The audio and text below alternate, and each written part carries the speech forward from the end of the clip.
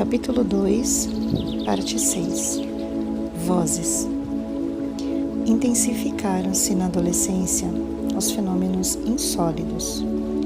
Regina não sabia ainda como distinguir os fatos anímicos dos mediúnicos, ou seja, separar os que eram produzidos pelo seu próprio psiquismo como recordações dramatizadas do passado ou flashes de intuição, como aqueles em que dissera ao analista que ele não tinha irmã e que sofrera um acidente em sua juventude. Dos fenômenos nitidamente espíritas, como o da aparição de uma enfermeira ou médica que viera para impedir que ela fosse hipnotizada. Na verdade, ela nem sabia o que era mediunidade. Aquilo eram coisas que aconteciam com ela, nada mais. Persistiam, contudo, as angústias, indefinidas saudades, a sensação de perda e de desalento. Havia nela um grande desejo de morrer, embora rejeitasse sumariamente a ideia de suicídio. Morrer, no seu modo de entender, seria voltar para um lugar desconhecido, mas onde sabia ter sido feliz, ou pelo menos mais feliz do que agora. Uma das saudades era identificável, a de um amor que ela sabia que tinha e estava em algum lugar desconhecido, mas não menos real.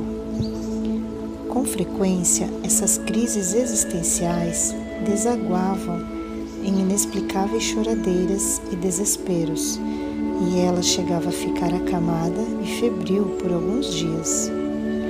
Como explicar e entender aquela confusão mental? Por mais que buscasse o silêncio da meditação, não conseguia as respostas que desejava. E, no entanto, alguém devia tê-las.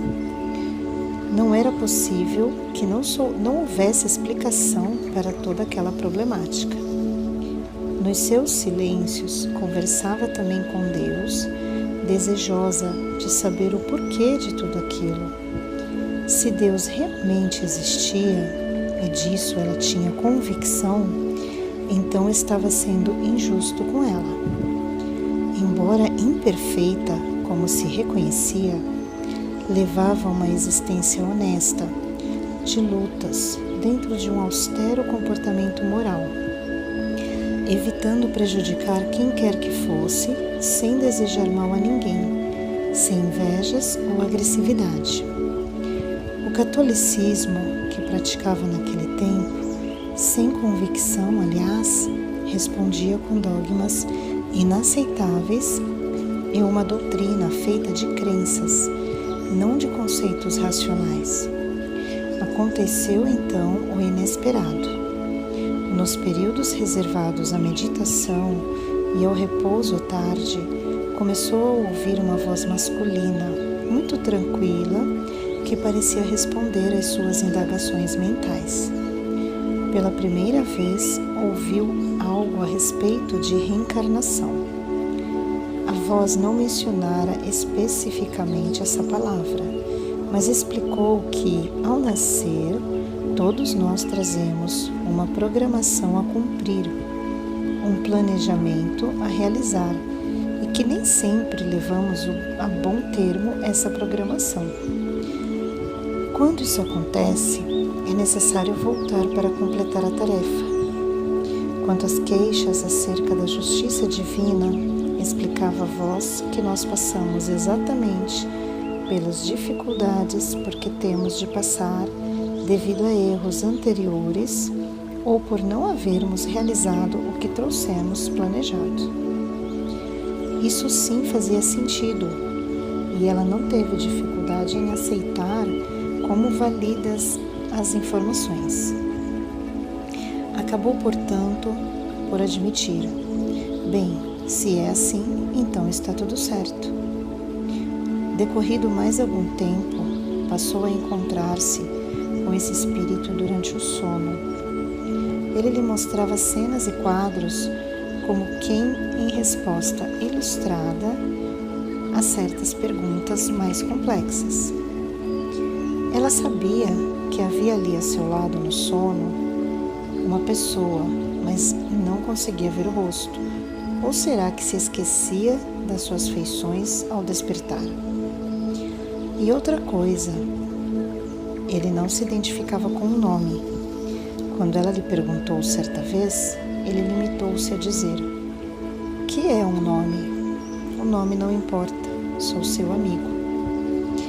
Ele entendeu que deveria respeitar seu anonimato e nunca mais o questionou nesse sentido. O importante eram os ensinamentos que ele lhe ministrava, sempre com a mesma serenidade e segurança. Buddington adverte que os guias experimentados não costumam realmente identificar-se. Se foram personalidades importantes na Terra, os médiuns poderiam ficar intoleravelmente vaidosos. Se, por outro lado, tenham sido pessoas obscuras, o médium pode ficar decepcionado.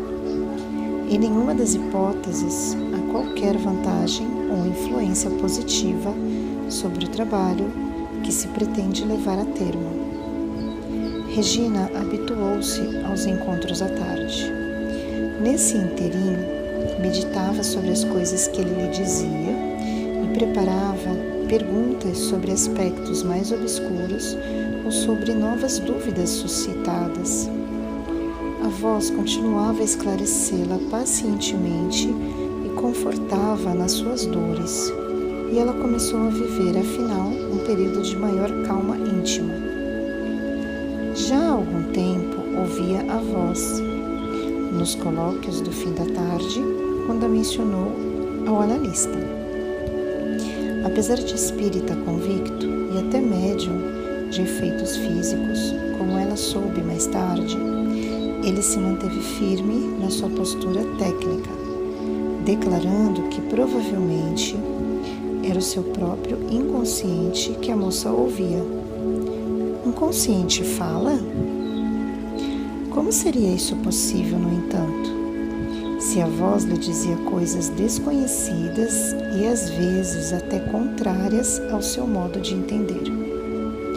Por outro lado, a voz tinha características próprias, entonações peculiares e adotava uma técnica expositiva cujo mecanismo ela não entendia, como o da projeção de imagens e cenas vivas. Em suma, tinha uma personalidade aquela voz e estava obviamente ligada a uma individualidade autônoma, diversa da dela, com um acervo de conhecimentos muito acima do seu, serenidade e equilíbrio que ela estava longe de possuir. Convicta, portanto, de que não tratava de uma alucinação auditiva ou de uma sonorização ilusória de seus próprios pensamentos, Regina decidiu não mais mencionar o fenômeno ao analista, mesmo porque, se permitisse que ele a orientasse segundo os parâmetros da sua ciência, por mais respeitáveis que fossem, ela acabaria ficando com seu conselheiro invisível, o que lhe seria desastroso. E ela continuava sem vê-lo, obviamente. Na linguagem do analista, a alucinação continuava auditiva e se recusava a apresentar-se visualmente. Certa vez, lhe mostrou uma cena para ilustrar uma conversa anterior, ainda sobre aspectos específicos da justiça divina, problema que ela estava decidida a explorar até onde e quando fosse possível. Ela via um grande buraco no chão de onde saíam pessoas. Imaginou que fossem mortos, que em seguida entravam numa fila. Todos tinham nas mãos uma lista, como alguém que vai prestar contas e leva suas anotações. Algumas listas eram pequenas, outras arrastavam pelo chão, de tão longas.